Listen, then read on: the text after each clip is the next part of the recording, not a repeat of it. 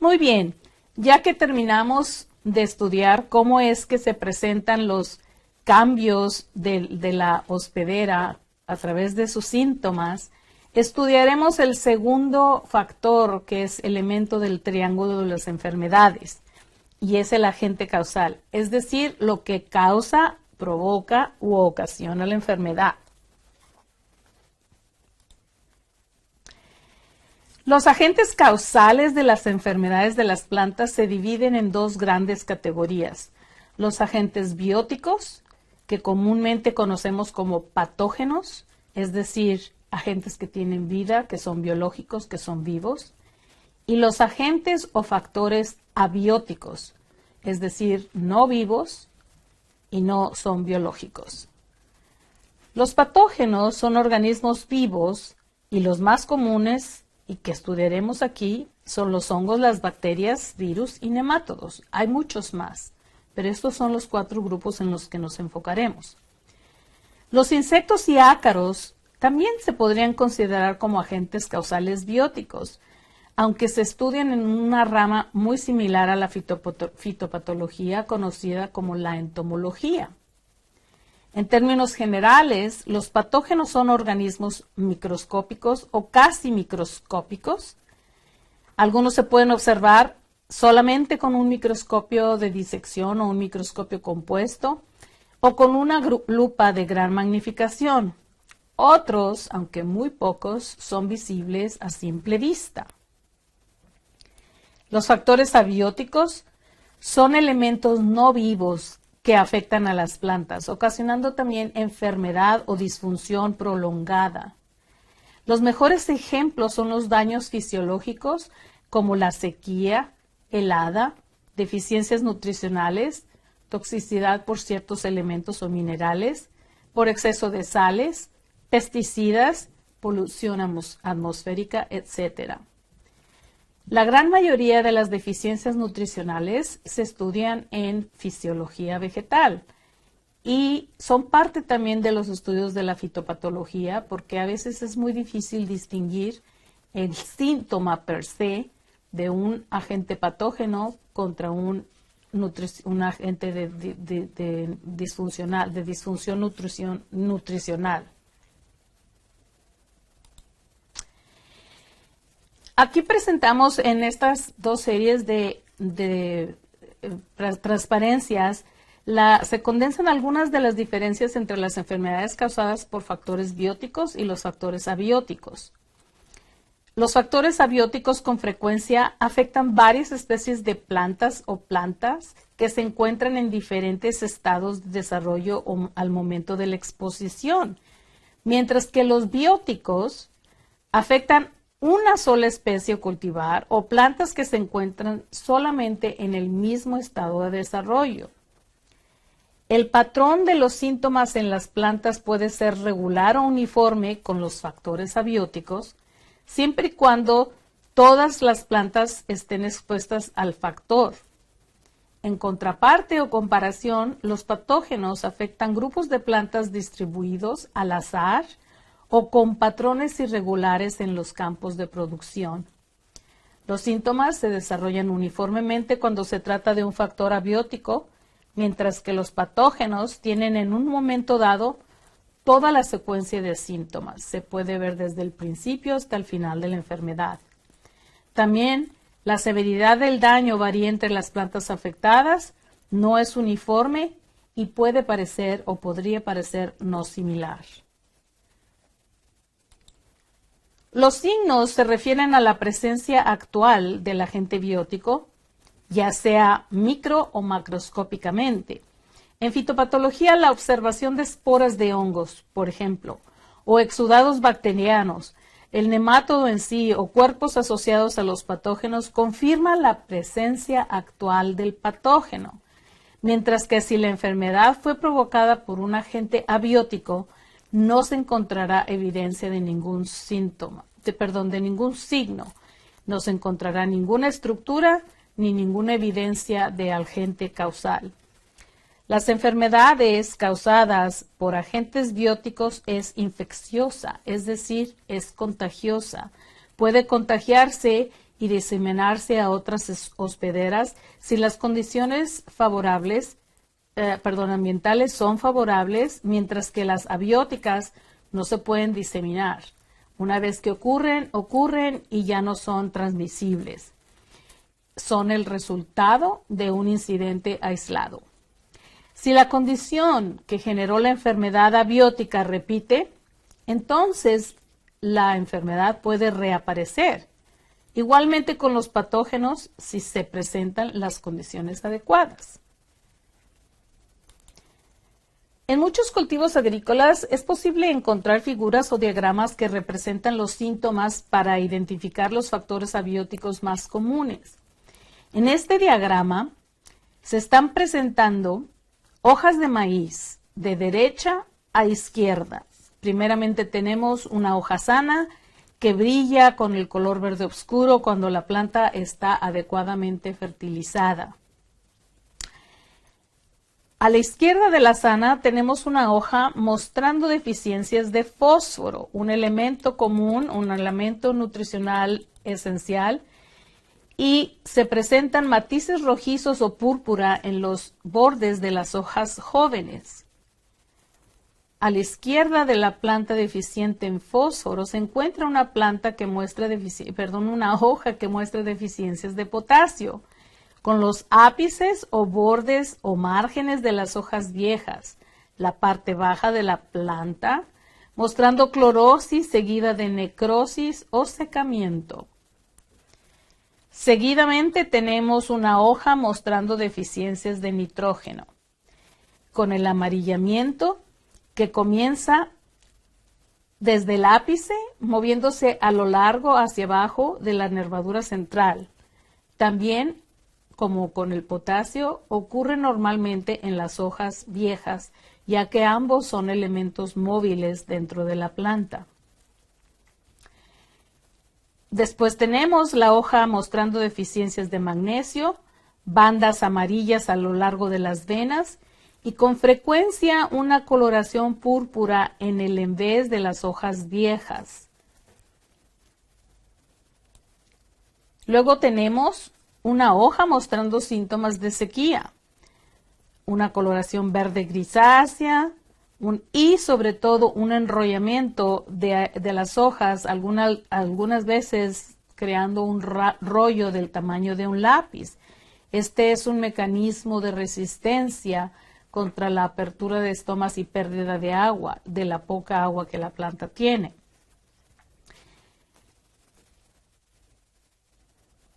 Luego tenemos cómo se ve una hoja que está mostrando síntomas de un patógeno muy común en el maíz, llamado el tizón del maíz, el hongo, el Mintosporium, comenzando primero con pequeñas manchas cloróticas que gradualmente se distribuyen a lo largo de la hoja y pueden tornarse necróticas.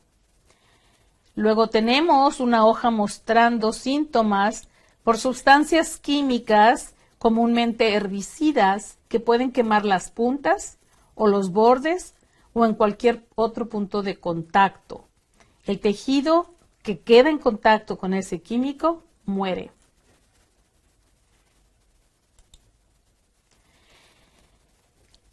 Los factores abióticos comunes son, por ejemplo, los polutantes aéreos. El ozono es uno de los elementos de polución aérea más comunes y afecta el desarrollo de las plantas, sobre todo plantas ornamentales.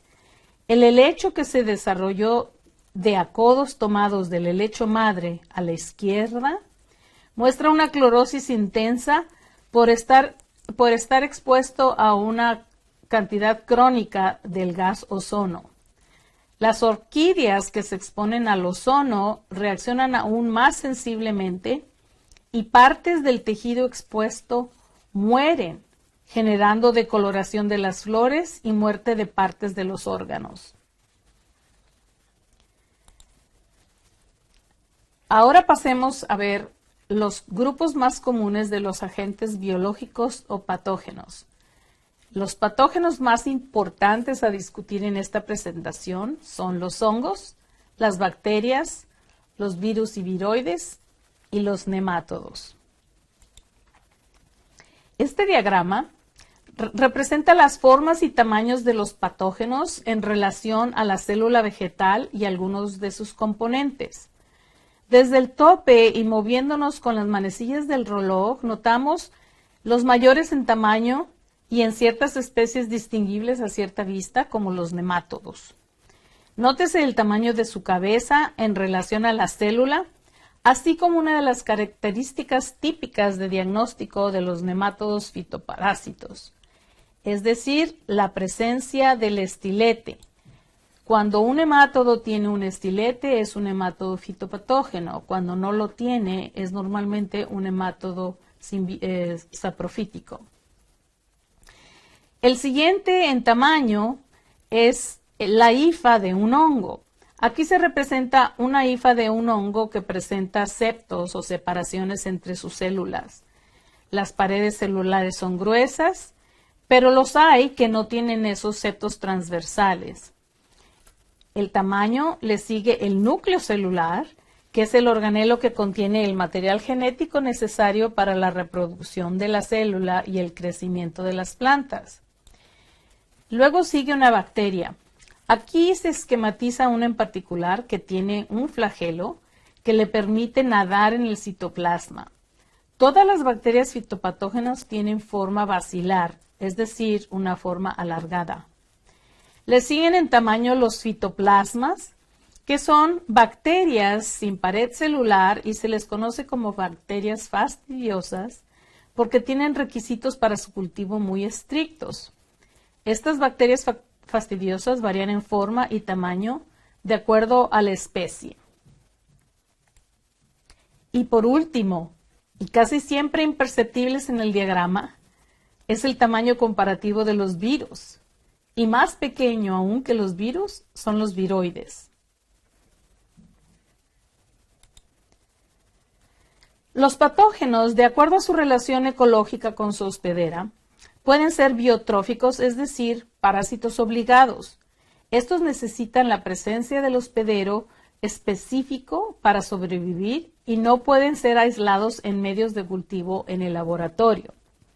La gran mayoría son hospedero específicos, es decir, atacan a un solo hospedero. Por ejemplo, la roya del álamo, aquí representada en la transparencia, solo afecta especies de pópulos y no puede ser transmitida a la lengua de oso o el penstemon o a las plantas del género Euphorbia, como la nochebuena, candelilla, planta de cobre del Caribe, tártago ciprés, planta de fuego mexicana, planta de topo, etc. Todas estas plantas son del género Euphorbia.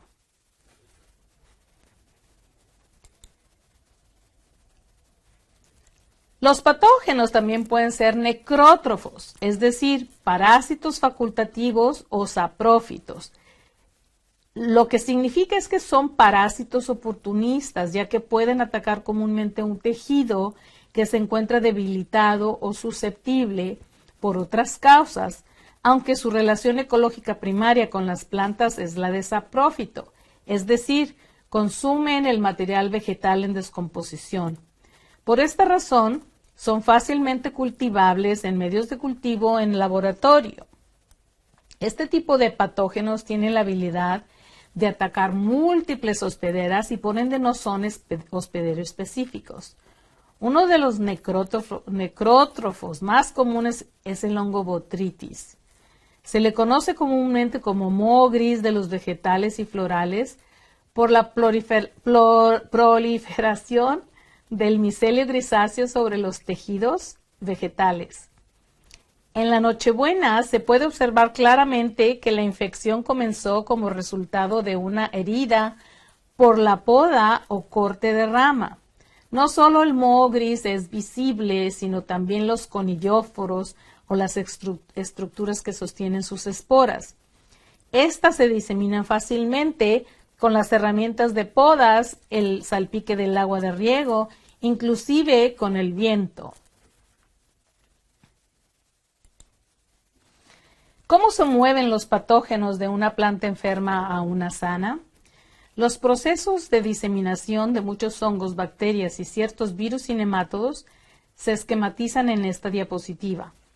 Así como el botrytis de la Nochebuena de la figura anterior, hongos y bacterias que ocasionan cancros pueden diseminarse con el escurrimiento, goteo y movimiento del agua. Las esporas son acarreadas por el aire o pueden ser transmitidas o acarreadas por un vector que ciertamente son insectos. El agua de riego al salpicar disemina también hongos y bacterias. Más serios son los casos de diseminación por semilla contaminada. Así es como se diseminan muchísimos virus. Otra alternativa es el movimiento de material vegetal a codos o trasplantes asintomáticos, pero que al llegar a su lugar de estancia resulta que están infectados. Hongos, bacterias, virus y nemátodos pueden moverse en las partículas de suelo provenientes de un lugar infectado a un lugar no infectado. Asimismo, se pueden transmitir con el equipo y herramientas de trabajo que han sido expuestas a una planta enferma. Y por último, dejar los residuos vegetales en zonas libres de enfermedades incrementa los riesgos de diseminación de los patógenos. Hay que poner atención a todas nuestras medidas y prácticas culturales a fin de evitar que nosotros mismos seamos quienes diseminemos hongos y bacterias. Los patógenos tienen una parte de su vida o toda su vida dependiente de una o más especies vegetales. Las etapas por las que pasa un patógeno en asociación con las hospederas se conoce como su ciclo biológico. Ciertos patógenos, como la bacteria del tizón, del peral y del manzano, que aquí se esquematiza, coordinan su ciclo biológico con las etapas de crecimiento anuales de sus hospederas. Comenzando por el tope, en el diagrama, una abeja que visita las flores para polinizarlas, inadvertidamente acarrea las bacterias que infectan los botones florales y pueden destruirlos. Las bacterias transmigran vía vasos de conducción hasta los brotes vegetales, causando el tizón y muerte de las hojas. Estas partes afectadas se convierten en el reservorio del inóculo para infecciones secundarias, terciarias, etc., durante el ciclo de crecimiento y producción, hasta que al acercarse el invierno, la bacteria migra a la madera y así inverna en un cancro infectado o afectado. Al comenzar la primavera del año siguiente, un exudado bacteriano se disemina a los brotes nuevos de los árboles a través de salpicaduras de la lluvia y por el acarreo de insectos. Y así se completa el ciclo biológico. Además de los síntomas, que son las expresiones de la enfermedad en relación a los cambios de los hospederos, tenemos otro mecanismo para identificación de las enfermedades y se le conoce como signos. Signos son la presencia actual y visible, macro o microscópicamente, del patógeno o parte del patógeno, ya sea sobre o dentro de los tejidos de la hospedera. Los signos asociados con hongos son diferentes de los de bacterias o de los nemátodos. Los signos de los virus son los más difíciles de ver. Son tan pequeños que se necesita un microscopio electrónico para poderlos ver. Una vez que se estudian en conjunto a los síntomas, junto con los signos, es posible así identificar una enfermedad.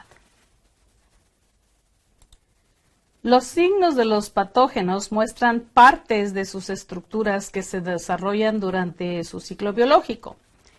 En el caso de los hongos que atacan los tejidos superficiales de las plantas, se pueden claramente observar muestras algodonosas a simple vista y los conidios y conidióforos bajo microscopio de disección o compuesto.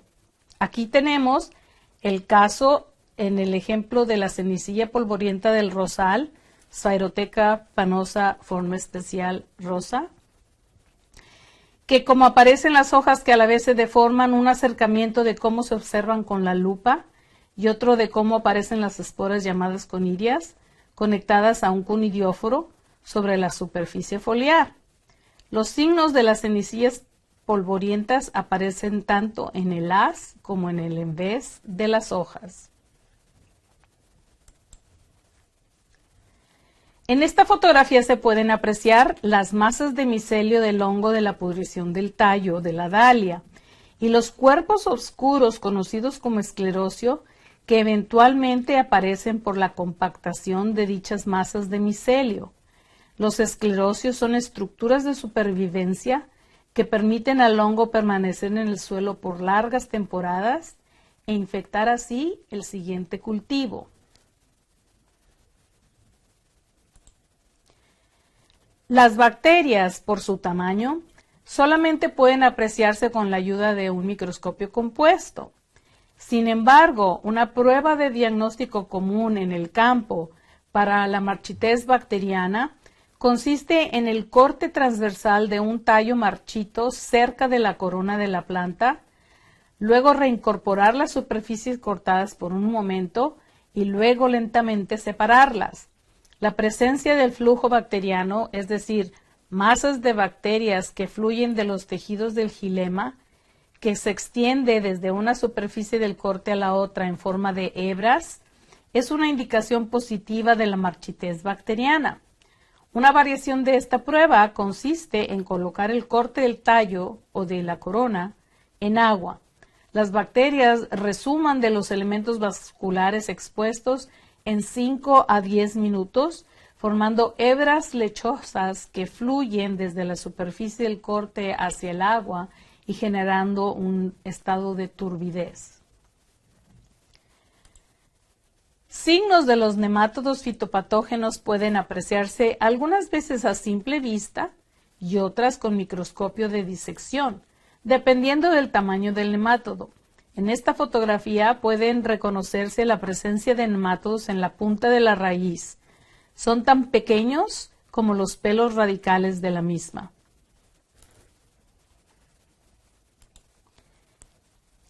Los patógenos más importantes a discutir en esta presentación son los hongos, las bacterias, virus y viroides y los nemátodos. Durante su discusión, mostraremos fotografías de los síntomas y los signos más comunes de los mismos, útiles para la identificación de la enfermedad. Primeramente tenemos los hongos. Los hongos tienen una estructura básica denominada hifa, cuyas masas se denominan micelio. El micelio puede formar estructuras de resistencia, como lo mencionamos anteriormente, llamadas esclerocios. Se conocen aproximadamente 300.000 especies de hongos a nivel mundial.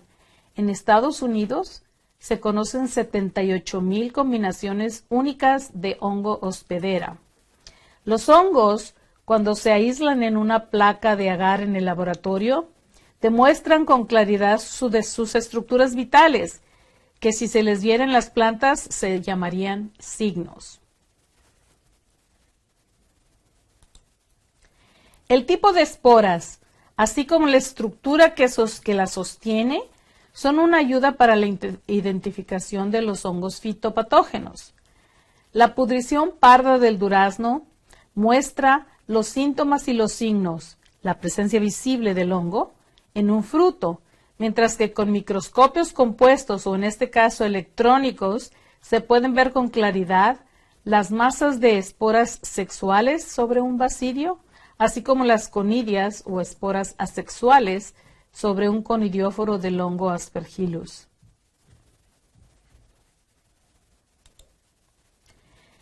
Las esporas de los hongos germinan en condiciones ideales y tienen la habilidad de penetrar directamente la superficie de las plantas utilizando estructuras especializadas llamadas apresorios y clavija de infección. Otros, como en la fotografía del microscopio electrónico, penetran a través de las aperturas naturales de las plantas, como los hidátodos y en este caso los estomas, o simplemente a través de heridas ocasionadas. En el caso de hongos que se desarrollan sistémicamente, es decir, a través de los haces vasculares, Dentro de los tubos de conducción de las plantas se aprecian claramente síntomas como la marchitez vascular, pero es necesario hacer cortes de preferencia transversales o diagonales en los tallos para apreciar la coloración oscura que producen en los tejidos infectados, así como la presencia de signos como hifas y esporas. Aquí están otros ejemplos de hongos de marchitez vascular en fresia y en alelí. En ambas fotografías, el corte transversal muestra las plantas enfermas a la izquierda y las sanas a la derecha. Nótese la decoloración clara y obvia. Estas fotografías muestran ejemplos de síntomas de pudrición de las raíces o pudrición radicular de frijol por una especie de fusarium y de las raíces de lirio asiático por una especie de Pythium. Cabe aclarar que por mucho tiempo se consideraron las especies de Pythium como hongos, aunque ahora taxonómicamente se les puso en un filo diferente y se les denomina como mohos acuáticos y están mucho más asociados con las algas que con los hongos. Aquí está otro ejemplo de mohos acuáticos. Como dije, antes eran considerados hongos. Las especies de Phytophthora y las especies de Pythium, todos son ahora mohos acuáticos. Nótese que en ambos casos la pudrición de las raíces es obvia en comparación con las raíces no afectadas. Los síntomas más comunes de las enfermedades causadas por hongos fitopatógenos son las manchas foliares. Estas pueden representarse de muchas maneras y aunque inicialmente son cloróticas, eventualmente el tejido muere y se convierte en una mancha necrótica. Algunas veces, como en el caso de la mancha foliar sobre el iris barbudo, las lesiones necróticas están rodeadas de un halo de tejido clorótico. Las manchas foliares pueden percibirse tanto en el haz como en el envés de las hojas o, como en el caso de la mancha foliar por Entomosporium en Raphiolepis, en ambos lados. Ciertos hongos del suelo atacan las plántulas de especies en semilleros o almácigos o en los invernaderos, ocasionando un síntoma común conocido como secadera, ahogadera y en inglés damping off.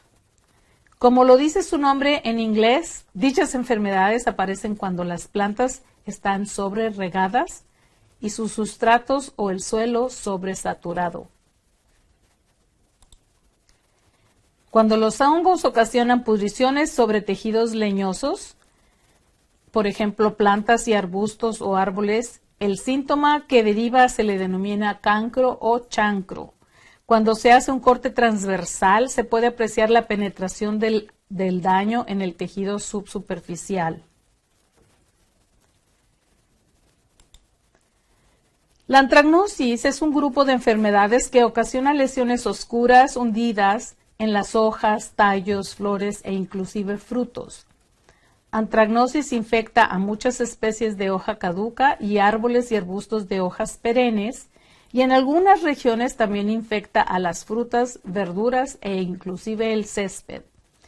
Las infecciones de las plantas de hoja caduca son más graves en las zonas donde se producen lluvias prolongadas de primavera, después de que aparece un nuevo crecimiento en la planta. Los hongos de la antragnosis necesitan agua con el fin de difundirse e infectar, ya que no se propagan en condiciones secas. Botrytis es un hongo tan generalizado que también ataca y produce decaimiento en bayas y frutos, aunque su síntoma no se conoce como antragnosis. Botrytis, especialmente la especie Botrytis cinerea, se conoce como el moho gris y ataca una gran variedad de bayas, frutas, flores, etc. Es la enfermedad más importante de los cultivos de invernadero porque ocasiona pudriciones desde la corona de las plantas hasta sus frutos. Botrytis es un hongo saprofítico, es decir, prefiere tejidos vegetales en descomposición, pero por esta razón tiene la capacidad de funcionar como un parásito facultativo que ataca tejidos que muestran ciertas heridas, como después de poda o trasplante, como se aprecia aquí en la fotografía, ocasionando el tizón del geranio y el tizón de la rosa. Como patógeno, es muy débil, es decir, no puede penetrar directamente en los tejidos de las plantas. Sin embargo, cuando una herida se presenta, es muy oportunista. Requiere condiciones muy específicas para prosperar y aunque prefiere condiciones entre 70 a 77 grados Fahrenheit, puede sobrevivir a rangos de entre 28, debajo del punto de congelamiento, a 90 grados Fahrenheit. Produce copiosas cantidades de esporas, como se muestra en la fotografía, y estas pueden germinar e infectar en menos de 6 horas. Otros hongos agresivos son los géneros y especies de las cenicillas polvorientas. Su capacidad de ocasionar enfermedades no está asociado a condiciones húmedas. Los síntomas, que también son los signos, aparecen como masas algodonosas o polvosas de micelio y esporas sobre las superficies de las hojas, tanto en el haz como en el envés. Las cenicillas polvorientas pueden tener efectos ligeros o daños significativos, y estos se determinan por la importancia económica del órgano al que atacan. En esta fotografía se demuestra que el ataque sobre el follaje y no hay daño aparente en las flores del crespón. Si este crespón fuese crecido para flor de corte, el daño aparente no ocurre en la parte comercial.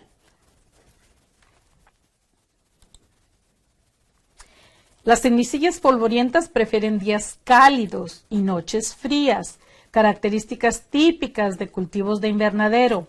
Sus esporas no requieren de la presencia de una película de agua para que germinen, por lo que el control de riego y las aspersiones foliares no representan una medida preventiva adecuada.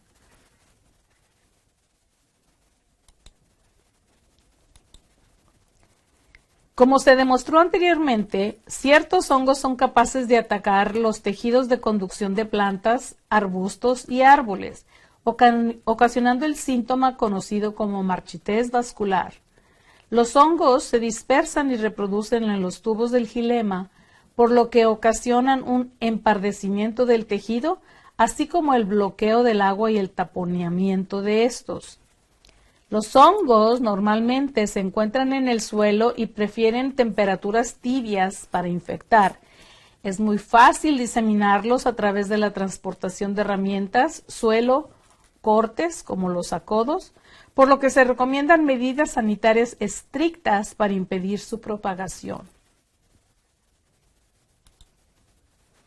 Uno de los agentes causales de las marchiteces vasculares por hongos es el hongo fusario y muchas de sus especies. Este es un patógeno de raíces muy común que puede causar desde pudrición radicular hasta marchitez vascular, en algunos casos inclusive manchas foliares. Tiene muchas plantas hospederas y algunas especies o formas especiales son altamente específicas. Pueden ser también saprófitos oportunistas o invasores secundarios a otras infecciones. Los síntomas asociados con su ataque son el marchitamiento y o amarillamiento del follaje, aunado al achaparramiento y necrosis de tejidos severamente afectados. Las enfermedades conocidas como rollas y en México como chahuizles son producidas por hongos patógenos muy distintivos. Una vez que infectan de manera sistémica, las hojas o tallos de los hospederos brotan de las superficies de estos a través de pústulas o ampollas que contienen las esporas. Normalmente son de un color anaranjado ocre, un color de herrumbre, de ahí que su nombre se deriva de esta distinción. Las pústulas son además de síntomas los signos del hongo, ya que con lupa se pueden apreciar las esporas que emergen de las pústulas. Las royas son todos hongos que son parásitos obligados. Se presentan en hospederas como el espárrago, gramíneas como maíz, trigo, avena, etc., frijoles, pastos, café y rosas. Generalmente son específicas al hospedero, es decir, la roya del trigo no ataca al maíz, la roya del espárrago no ataca al rosal. Tienen ciclos complejos que en ocasiones involucran hospederas alternas, como en el caso de la roya del trigo, que completa su reproducción sexual en plantas conocidas como agracejo. Son malezas comunes en el sur de Estados Unidos y norte de México. El daño mayor es obviamente sobre el hospedero de importancia económica, el trigo, y el ciclo asexual, como lo indica el diagrama, se repite en múltiples ocasiones durante su cultivo, ocasionando daños muy severos. En esta fotografía se aprecia claramente el signo o presencia actual del patógeno, en este caso el hongo Armillaria mellea, que afecta principalmente árboles de madera dura y coníferas. Debido al crecimiento de sus hifas, genera estructuras de resistencia llamadas rizomorfos sobre las raíces. Estas decaen y el árbol declina gradualmente hasta morir, pero los rizomorfos o cintas de zapatos del hongo sobreviven. El mismo mecanismo de resistencia del hongo es el que proporciona la forma de diseminación entre árbol y árbol a través del contacto de sus raíces. ¿Cómo saber si los árboles están infectados con el hongo? En años húmedos, el hongo forma cuerpos sexuales o carpóforos sobre la superficie del suelo en la base del tronco. Estos se conocen como hongos miel y son hasta cierto punto comestibles, pero representan un índice del grado de infección. En otros árboles, la corteza puede caerse fácilmente o removerse fácilmente, y al removerse se ven claramente conjuntos de micelio blanco que crece en forma de abanico, indicando también la presencia del patógeno. Los mohos acuáticos, por ejemplo, del género Pythium y Phytophthora, no son verdaderos hongos, sino organismos que producen también micelio filamentoso, como los hongos, pero son más cercanos taxonómicamente a las algas marrones que tienen celulosa en sus paredes celulares. Pertenecen al grupo de los oomicetes. Y el agua es clave para que se complete su ciclo biológico, de ahí su nombre, mohos acuáticos. Además, para que se disemine de una planta a la otra es necesaria la presencia de agua líquida. Lo hacen mediante la solución del suelo utilizando zoosporas o esporas con flagelos que nadan y se mueven de una planta a otra. Los fungicidas utilizados actualmente para su control son efectivos, pero muy diferentes a los fungicidas utilizados para controlar verdaderos hongos. Las especies del género Phytophthora son generalmente hongos del suelo, con la excepción del tizón de la papa, Phytophthora infestans, que se disemina en forma aérea. Estos hongos producen estructuras de reproducción sexual y de supervivencia conocidas como oosporas y otras de reproducción asexual como esporangios y zoosporas. Aquí se muestra una raíz afectada severamente y un corte de la corteza de un árbol para mostrar cómo el hongo ocasiona decoloración de la madera en los árboles infectados. Los hongos Causan pudriciones de las raíces de plantas adultas y de plántulas y plantas jóvenes. En este caso tenemos al otro moho acuoso, como es el hongo Pythium. Otros omicetes son los causantes de las semicillas vellosas.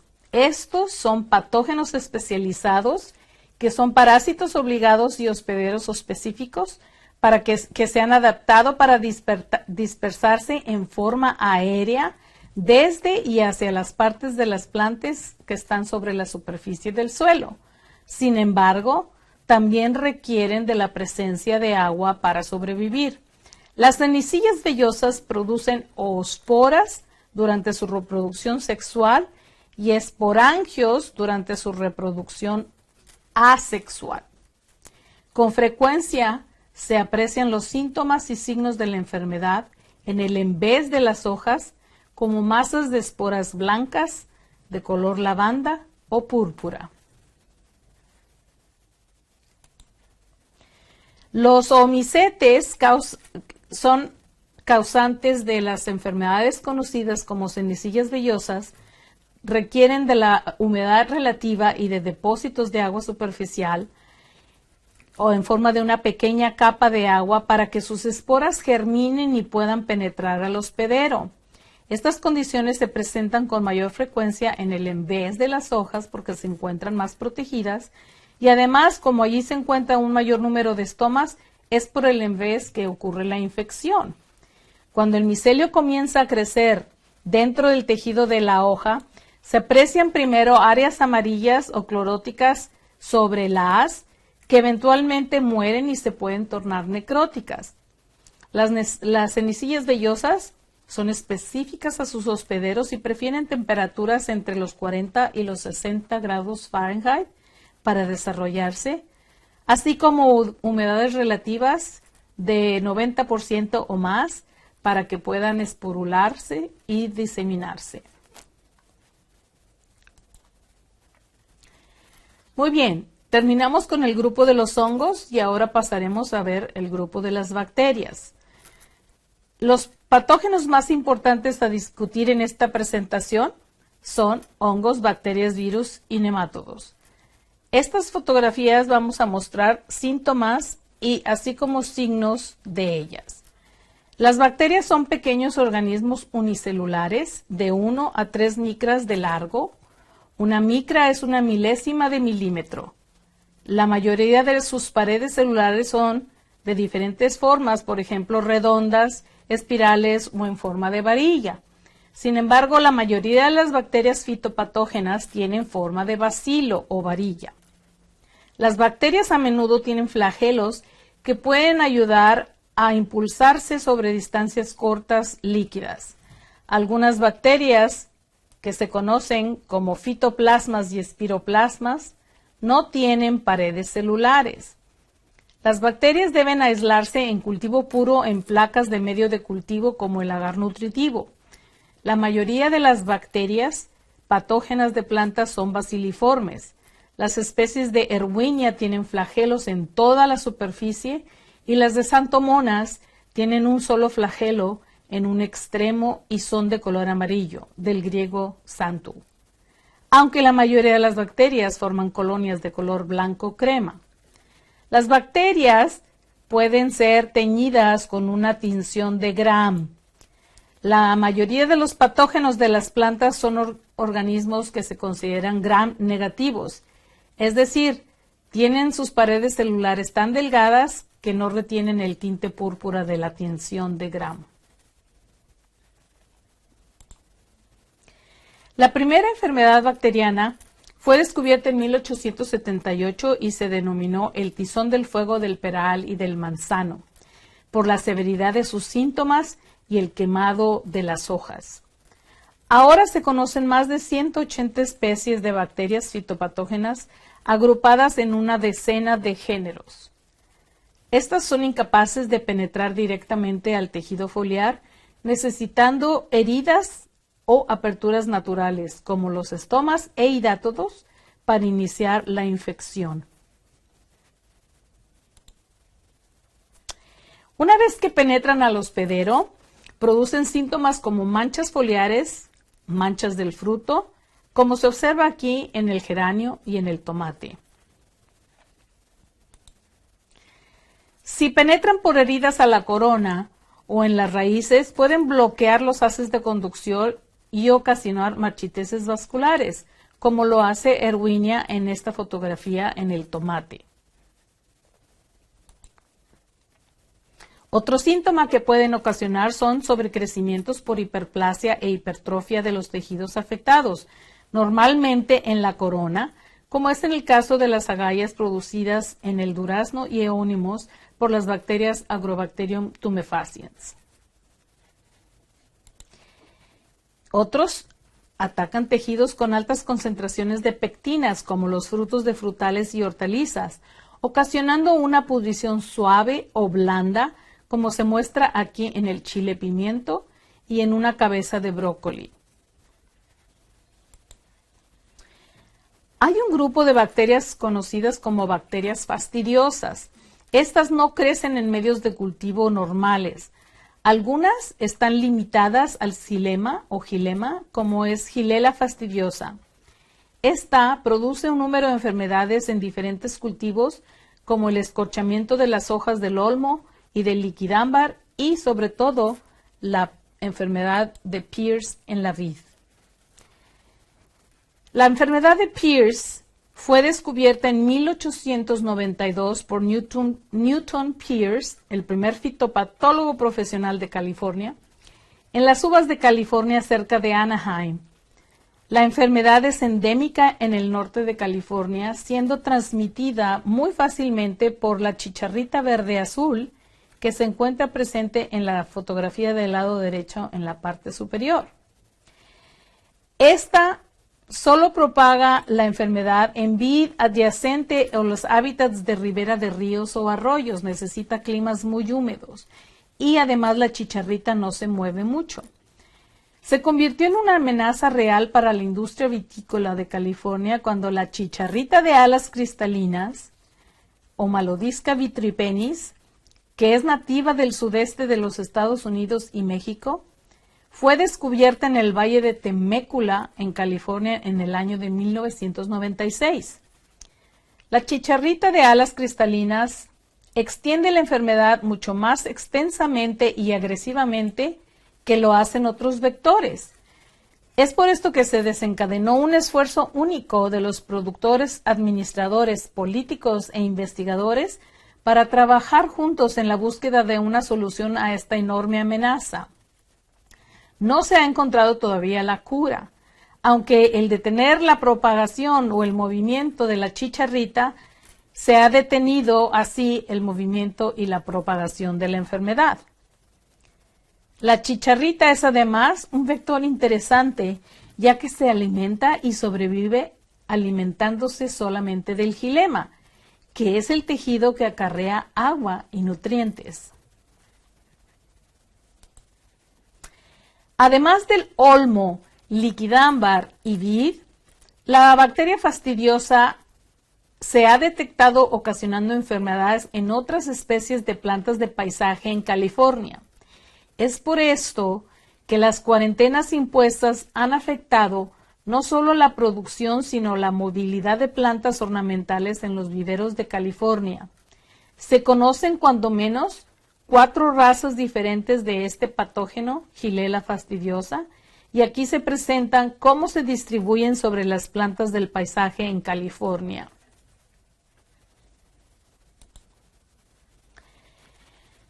Fitoplasmas como son también bacterias fastidiosas y también las transmiten vectores como las chicharritas y cílidos. Estas son, por el contrario, solo se encuentran presentes en el floema de las plantas y ocasionan síntomas de amarillamiento y achaparramiento. Estas bacterias fastidiosas carecen de pared celular y de flagelos. Los patógenos más importantes, hongos, bacterias, ya discutidos. Ahora pasaremos a los virus y viroides. Recordemos que estamos presentando fotografías de síntomas y signos más comunes de los mismos. Con los virus y viroides no es posible presentar fotografías de signos a menos que estas sean fotografías de microscopio electrónico.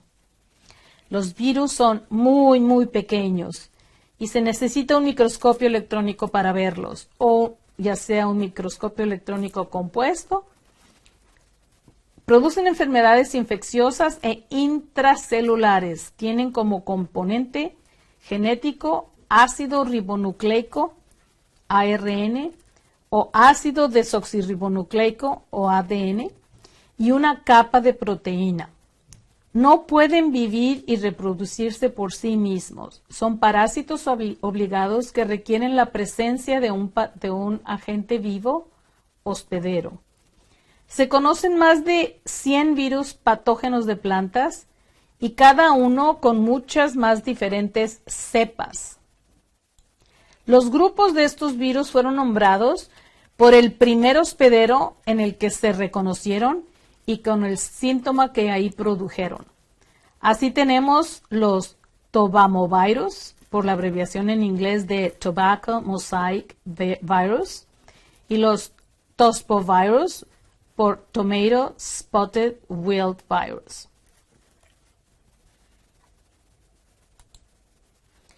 Los virus insertan el ácido nucleico en la célula del hospedero que están atacando y utilizan el ácido nucleico de la planta afectada para reproducir el suyo y así reproducirse y reproducir la cubierta proteica que los rodea o protege y con esta pasar a atacar otro hospedero. A fin de conseguir su propagación, las células necesitan tener ácido nucleico y estar vivas. Normalmente penetran al hospedero a través de heridas o vía ciertos vectores como insectos, nemátodos, hongos y principalmente humanos. Los humanos ocasionamos heridas en los hospederos cuando estamos propagando, podando o simplemente caminando entre el cultivo. Aquí tenemos ejemplos de síntomas de virus en crisantemo, gerbera y jazmín de Madagascar. Obsérvese la gran variabilidad de síntomas y los diferentes tipos de manchas foliares que ocasionan. Tomato Spotted Wilt Virus, TSWV, aquí demostrado, tiene una gran gama de hospederas que incluyen malezas y plantas ornamentales. Para propagarse requiere de un insecto vector de la especie de los thrips.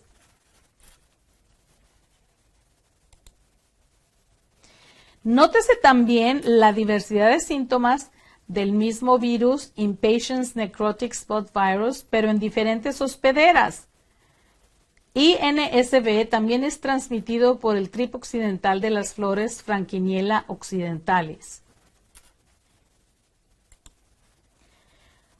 Otro síntoma común de las enfermedades virales es lo que se conoce como mosaico. Aquí se muestran 3 mosaicos en la mandevilla, glicina y el lirio llantén. En la mandevilla es el mismo virus que ocasiona mosaico en el pepino, mientras que en la glicina y el lirio llantén los virus son específicos de esas hospederas. Aquí está el mismo virus del mosaico del pepino en el frijol. Nótese cómo se deforman las hojas. El virus de la avena grande de la lechuga, denominado así por el síntoma que produce, parece ser específico, así como el que causa mosaico en el lisianto. Los virus también pueden causar manchas anulares o patrones lineales, como en el caso del anillo necrosado de Nemesia, el virus de la mancha anillada de la hortensia y el patrón lineal por un virus desconocido en Impatiens.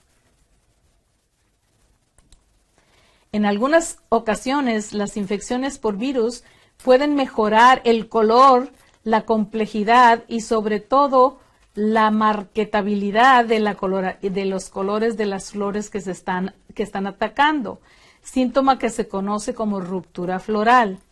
El caso del virus del tulipán es ampliamente conocido, ya que se hicieron más populares las variedades e híbridos de tulipán que acarreaban esta infección que las no infectadas que eran de un solo color. Otro caso que se puede argumentar es el caso de la infección viral de la angelonia, en el cual se ve una coloración más profunda en la planta infectada que en la planta sana. Los virus pueden deformar los frutos, como se observa en las calabazas amarillas afectadas por el virus Y de la papa y la decoloración y distorsión de pimientos por el virus del mosaico del pepino.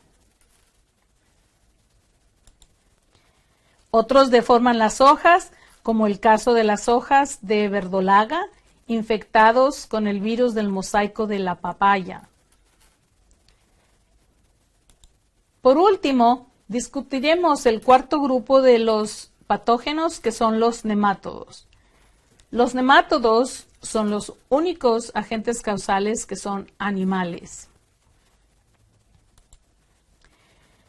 Los nemátodos son gusanos redondos, no segmentados, que miden desde 250 micras hasta 12 milímetros de largo.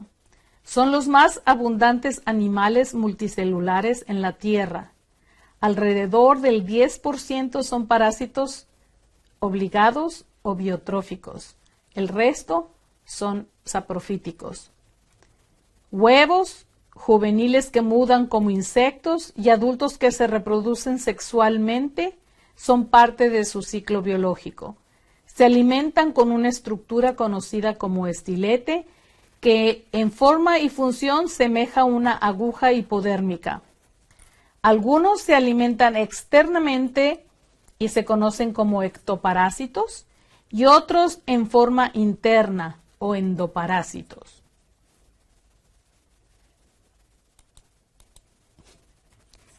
Uno de los síntomas más distintivos de ciertas especies de nemátodos es la habilidad de producir agallas radiculares, como lo muestra el nemátodo del género Meloidogine, afectando raíces de varias hospederas.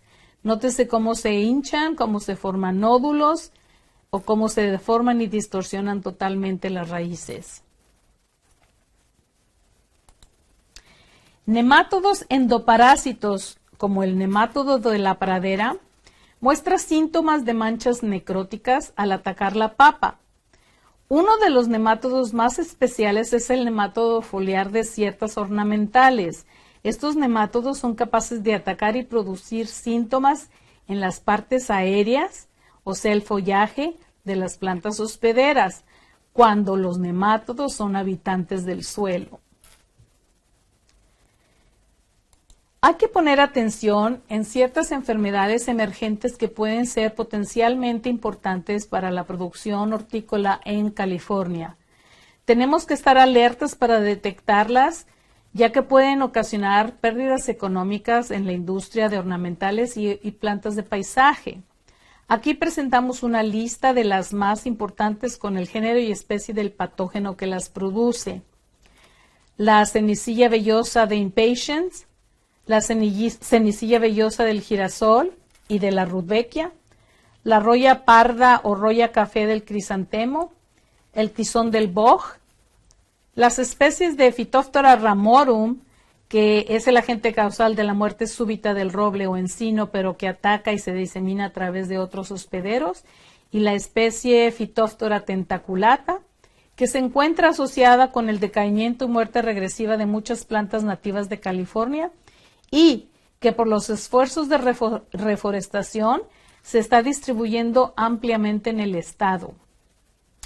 La bacteria que ocasiona la enfermedad de Huanglongbing o enverdecimiento de los cítricos y que es transmitida por un vector cílido. La bacteria causante de la marchitez sureña bacteriana que ataca una gran variedad de plantas solanáceas. Aquí se muestran algunas de las fotografías. Así se ven los síntomas de las cenicillas vellosas. Nótese que en Impatiens es más obvia la presencia de vellosidades en el envés y que en el girasol y en la rudbeckia las manchas oscuras se hacen obvias en el haz. Phytophthora ramorum, un patógeno de plantas descubierto recientemente, ha matado a miles de robles nativos en las zonas costeras de California y Oregon, donde la enfermedad se conoce como la muerte súbita del roble. Muchos cultivos comunes de viverios son susceptibles al patógeno y este puede infectar hojas, tallos y raíces.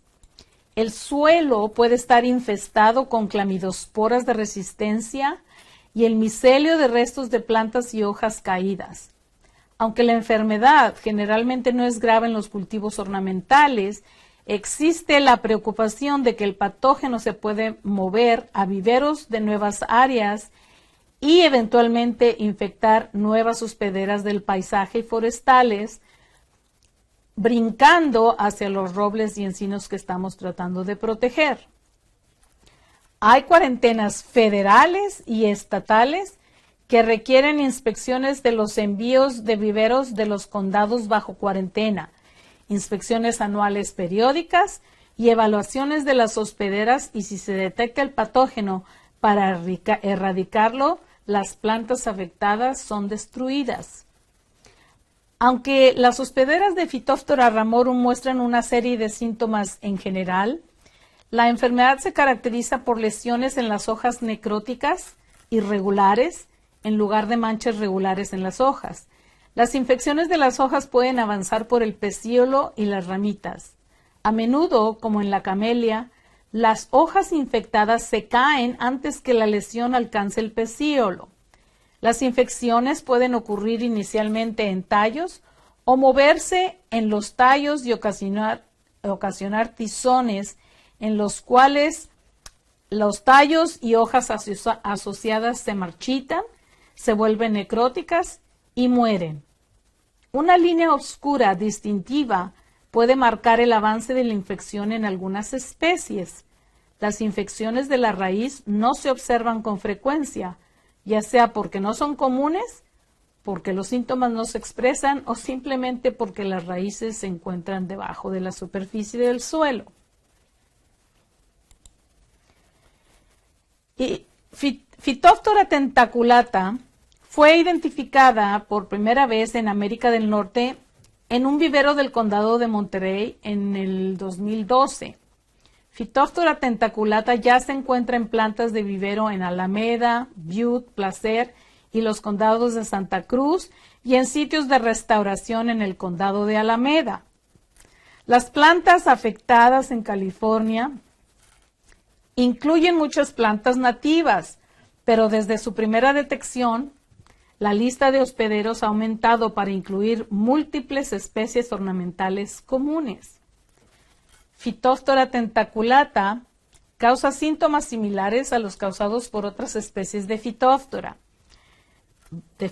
particularmente del suelo, que incluyen la pudrición de la raíz, del tallo y las coronas, presentando lesiones necróticas en desarrollo y hundidas, con pocas raíces absorbentes, ocasionando que la planta también se marchite. Posteriormente, los síntomas por encima del suelo incluyen retraso del crecimiento, coloración castaña y amarillamiento de las hojas, es decir, clorosis, defoliación y muerte regresiva de ramas, lesiones de color marrón a negro que rodean la base del tallo y finalmente la muerte de las plantas. Los viveros de California infestados que presentan mayor riesgo son los que se especializan en la producción de plantas nativas con fines de restauración. Por desgracia, las plantas se mueven directamente de estos viveros infestados a tierras silvestres, por lo que el riesgo de introducción del patógeno a los bosques es muy alta. La enfermedad del enverdecimiento de los cítricos, que es transmitida por un vector cílido, ha destruido un gran porcentaje de la producción citrícola en el estado de Florida y amenaza también con exterminar la producción de cítricos en California. Los síntomas se muestran en la fotografía del lado izquierdo y el vector en la fotografía del lado derecho. Nótense los filamentos cerosos en formas caprichosas que produce el cílido al alimentarse de los cítricos. Una bacteria llamada Ralstonia solanacearum, ataca casi 200 especies de plantas en 33 familias de plantas diferentes, incluyendo las solanáceas, que es la familia más importante de hospederas. Esto constituye uno de los mayores rangos de hospederas conocidos para cualquier bacteria fitopatógena. La bacteria puede moverse desde el campo a la industria de los invernaderos y en las plantas propagadas en esas regiones. Aunque la ubicación principal de su supervivencia es en hospederas de cultivos y de malas hierbas, también puede sobrevivir sola en el suelo. Se puede transmitir fácilmente a través del movimiento del suelo contaminado e infectar plantas propagadas vegetativamente, en el agua del riego contaminada y en las superficies de las herramientas de cortes, tales como las cuchillas y equipos que se utilizan para trabajar con plantas, así como en la ropa sucia. No hay productos químicos conocidos que sean efectivos para su control. No, tampoco existen agentes de control biológico que puedan controlar adecuadamente este patógeno.